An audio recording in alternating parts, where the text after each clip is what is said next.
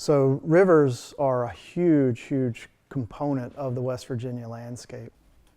Not as a journalist, but as a resident, do you think this was handled well by the government officials in the area? Not only Freedom, but also from the state and local governments? No, this was not handled well, in my opinion, at multiple levels. And I think a lot of that had to do with the fact we were an uncharted territory. Some of it, I think, of our own making, some of it not.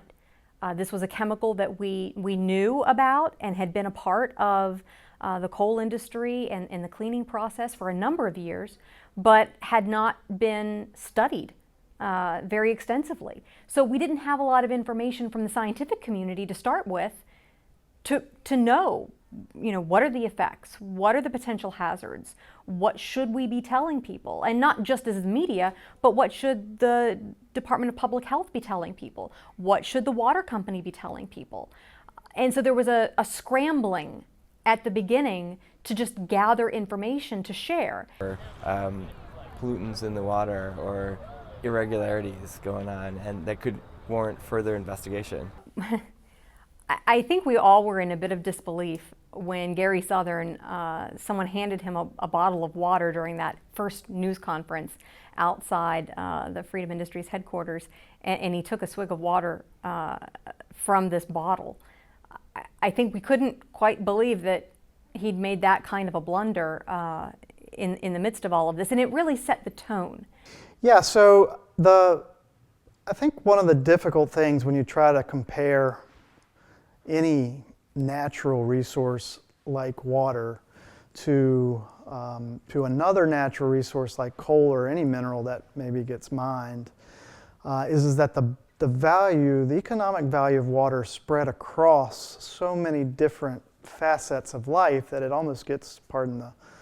to the inside of cinder block, and it just tossed it in, and we're gonna pull it out tomorrow.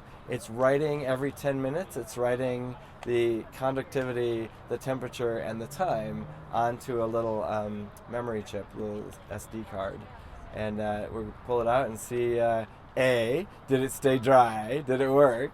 And B, did it take readings? And can we see the temperature and conductivity change even over 24 hours? Do you expect of how when media is directly affected, because this is their community, this is where they live, this is where they work, this is where their family lives and works, they were very invested in this reporting process, and it was personal for a lot of them. Most people don't think about the importance of rivers and the water in rivers for power production. We typically think, the first thing people think about is hydropower, so a dam in the Hoover Dam producing electricity. But there's a reason, there's more than one reason at least, why there are so many electrical power producing facilities in West Virginia. We're close to coal, which is the predominant fuel source for those, but also they're lined along the rivers. The rivers are essential in power production and the production of steam that ultimately produces the electricity.